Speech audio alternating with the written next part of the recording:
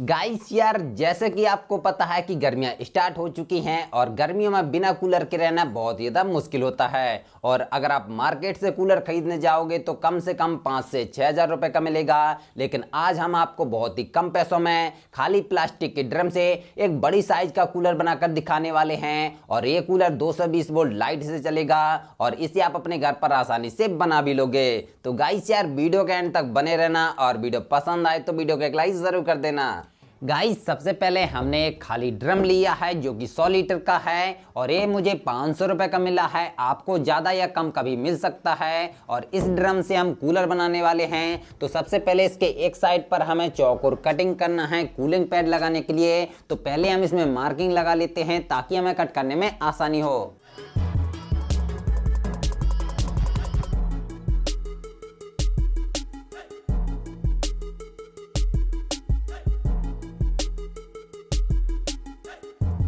Guys, आप देख सकते हो कि हमने इसमें मार्किंग लगा ली है और इसमें हमने नीचे से करीब 8 इंच छोड़ करके मार्किंग की है ताकि हम इसमें पानी को भर सकें। और इसमें हमने ऊपर से 2 इंच छोड़ करके मार्किंग की है और इसके बीच में हमने 2 लाइनों को खींच दिया है और इस पट्टी को हमें छोड़ देना है ताकि हमारा ड्रम मजबूत बना रहे। और अब इसके दोनों साइड के हिस्सों को कट कर लेना है। तो फटाफट से हम इसे ग्राइंडर की मदद से कट कर लेते हैं।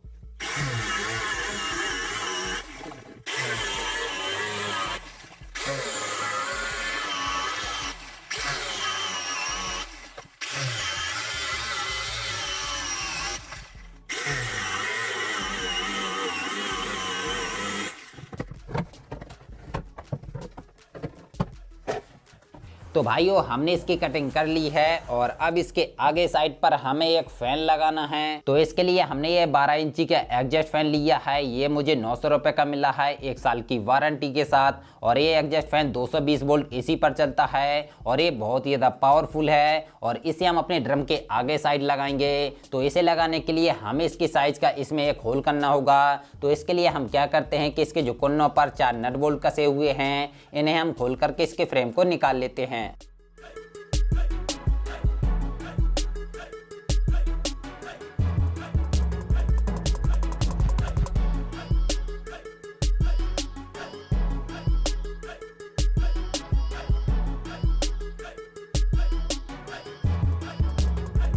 तो हमने इसके सभी नट बोल्ट को खोल करके फ्रेम को निकाल लिया है। और अब इसे हम अपने ड्रम के आगे साइड एकदम बीचों बीच रखेंगे और फिर हम इसके अंदर की मार्किंग लगा देंगे और इसके कोनों पर जो 4 होल हैं इनकी भी हम मार्किंग लगा लेंगे। गाइस, हमारा जो ड्रम है एकदम राउंड शेप में है और जो फ्रेम है एकदम सीधा है, तो ये बिल्कुल ही बेंड नहीं हो रहा था। तो इसमें हमने क्या किया कि ग्राइंडर की मदद से इसमें हमने काफ़ी सारे कट लगा दिए हैं ताकि हमारा ये फ्रेम बेंड हो सके। और अब आप देख सकते हो कि ये बेंड हो सकता है। तो इसे हम इसमें कुछ इस टाइप से रखते हैं और फिर इसके हम फटाफट से मार्किंग लगा लेते हैं।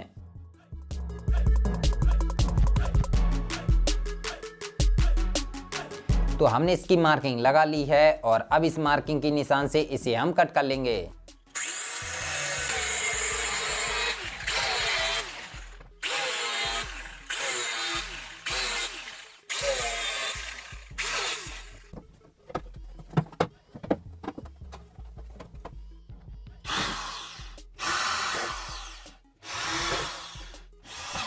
तो हमने इसमें फ़ैन के लिए कटिंग कर ली है और अब जो हमारा एग्जॉस्ट फैन है इसे हम अपने ड्रम के अंदर साइड से कुछ इस तरीके से लगाएंगे और इसका जो फ्रेम है इसे हम ड्रम के बाहर साइड से लगाएंगे।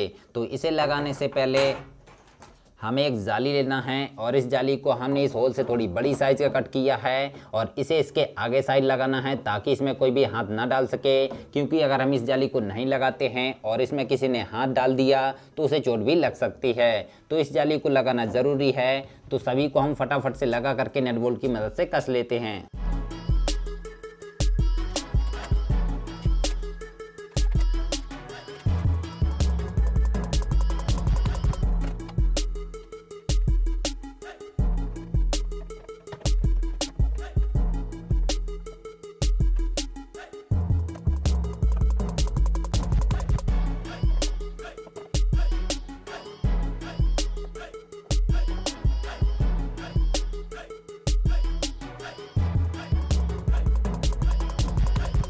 तो हमने इसमें एग्जॉस्ट फैन को एकदम अच्छी तरीके से लगा लिया है। और अब गाइस इसके पीछे के लिए हमें कूलिंग पैड बनाना है। तो पहले हम इसकी साइज को नाप लेते हैं। तो इसकी लंबाई है 30 इंच, तो इसे थोड़ा एक्स्ट्रा नापना है, तो इसे हम 32 इंच का मान लेते हैं। और इसकी जो चौड़ाई है वो है 17 इंच, तो इसे हम बढ़ा करके 19 इंच का मान लेते हैं। कूलिंग पैड बनाने के लिए हमने 32 इंटू 19 इंच की एक जाली कट कर ली है। और इसके बाद हमने कूलर की घास को लिया है। ये आपको मार्केट में 10-20 रुपए में काफ़ी सारी मिल जाएगी। और इस घास को क्या करना है कि इस जाली के ऊपर कुछ इस तरीके से पतला पतला करके बिछा देना है।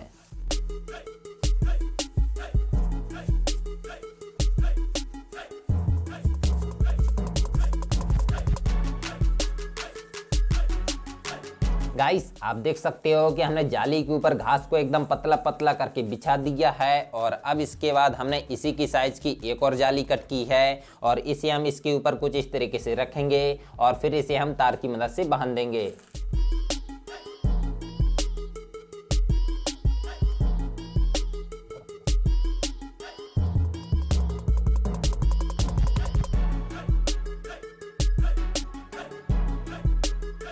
तो हमने दोनों जालियों को तार की मदद से बांध दिया है और जितनी घास जाली से बाहर साइड निकली थी उसे हमने कैंची की मदद से कट कर दिया है। और अब ये हमारा कूलिंग पैड बनकर तैयार हो चुका है। और अब इस कूलिंग पैड को क्या करना है कि इस ड्रम के अंदर साइड से लगाना है। तो इसे लगाने के लिए पहले हम इस ड्रम के ढक्कन को खोल लेते हैं।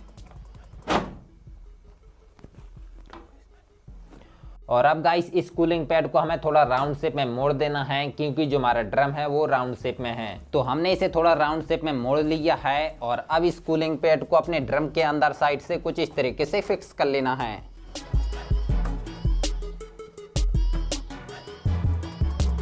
तो गाइस हमने कूलिंग पैड को इसमें अच्छे तरीके से फिक्स कर लिया है। और अब इसे ऐसे ही रोके रखने के लिए हमें क्या करना है कि हमें लेना है स्क्रू और बासर।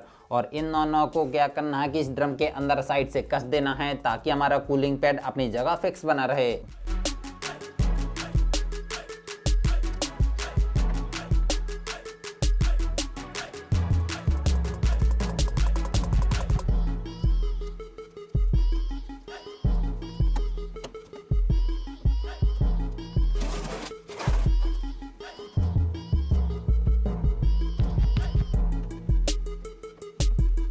तो गाइस इसमें हमने काफ़ी सारे स्क्रूओं को कस दिया है। और अब इसमें हमारा कूलिंग पैड एकदम अच्छे तरीके से फिक्स हो चुका है। और अब जो स्क्रूओं की एक्स्ट्रा साइड निकली हुई है इन्हें कट कर देना है।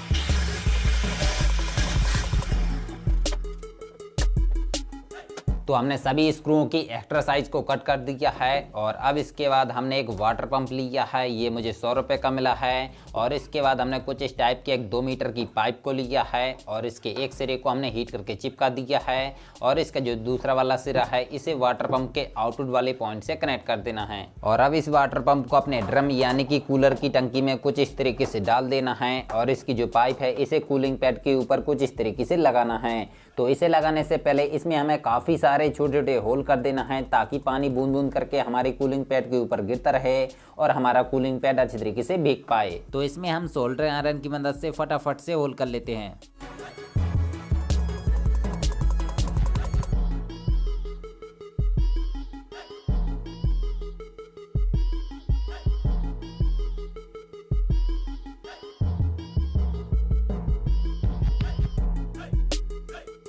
गाइस आप देख सकते हो कि हमने इसमें काफ़ी सारे छोटे छोटे होल कर दिए हैं। और अब इसे वापस से अपनी कूलिंग पैड के ऊपर लगा देना है और फिर इसे तार की मदद से बांध देना है। बस आपको ध्यान रखना है कि इसके जो होल हैं वो नीचे की साइड रहने चाहिए। तो हमने इस पाइप को तार की मदद से बांध दिया है। और अब गाइस इस फैन और वाटर पंप को ऑन ऑफ करने के लिए यहाँ पर हमें 2 स्विच लगाना है। तो इसके लिए हमने कुछ इस टाइप के 2 स्विच लिए हैं और ये दोनों स्विच मुझे 10-10 रुपए के मिले हैं। और इन दोनों को हम यहाँ पर लगाएंगे। तो इन्हें लगाने के लिए इनकी साइज की हमें यहाँ पर कटिंग कर लेना है। तो हमने दोनों स्विच के लिए इसमें कटिंग कर ली है। और अब इसमें हम दोनों स्विच को कुछ इस तरीके से फिक्स कर लेते हैं और फिर इसे नट बोल्ट की मदद से कस करके अच्छे से टाइट कर लेते हैं।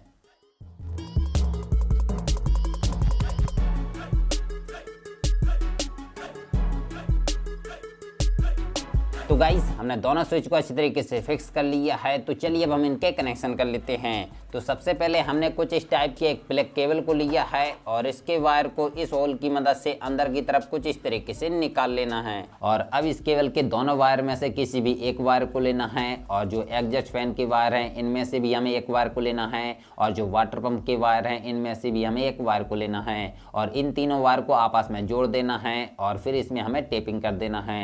आप देख सकते हो कि हमने इसमें टेपिंग कर दी है। और अब जो हमारी मेन केबल का दूसरा वाला वायर है इसे दोनों स्विच की एक एक लेग से कनेक्ट कर देना है और फिर इसे स्क्रू ड्राइवर की मदद से कस के अच्छे से टाइट कर देना है। और जो हमारा एग्जॉस्ट फैन का दूसरा वाला वायर है इसे स्विच की दूसरी वाली लेग से कनेक्ट कर देना है और जो हमारा वाटर पंप का दूसरा वाला वायर है इसे भी दूसरे वाले स्विच की दूसरी वाली लेग से कनेक्ट करके अच्छे से कस देना है। तो गाइस हमने इसके सभी कनेक्शन को एकदम अच्छी तरीके से कर लिया है। और अगर आपको इसके कनेक्शन समझ में नहीं आए तो आप इस डायग्राम को देख करके इसके सभी कनेक्शन को अच्छी तरीके से कर सकते हो। तो फाइनली हमारा कूलर बनकर तैयार हो चुका है। तो चलिए अब हम इसे चला करके देखते हैं। तो सबसे पहले हम इसके ढक्कन को खोल लेते हैं और इसमें पानी को भर लेते हैं।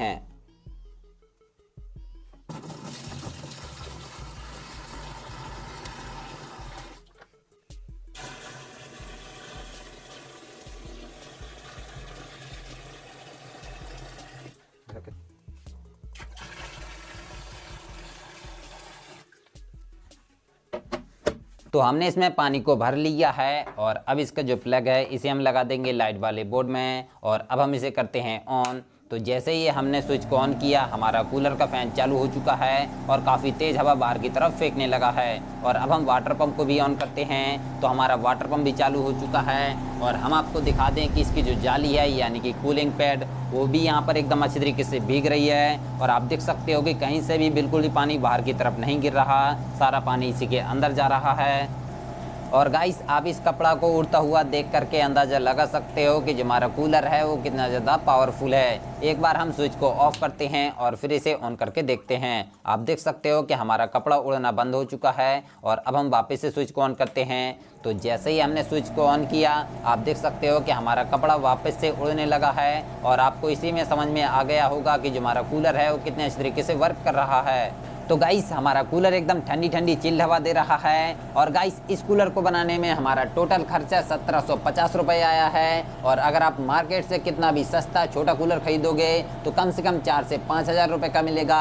लेकिन इस कूलर को हमने बहुत ही कम पैसों में बना करके दिखाया है। तो आप भी ऐसा ही कूलर अपने घर पर बनाइए और गर्मियों में भी ठंडक का मजा लीजिए। तो गाइस आपको हमारा ये कूलर कैसा लगा नीचे कमेंट बॉक्स में कमेंट करके ज़रूर बता देना। और वीडियो पसंद आई हो तो वीडियो को एक लाइक ज़रूर कर देना। तो चलिए फिर अपनी अगली वीडियो मिलते हैं, तब तक के लिए जय हिंद जय भारत।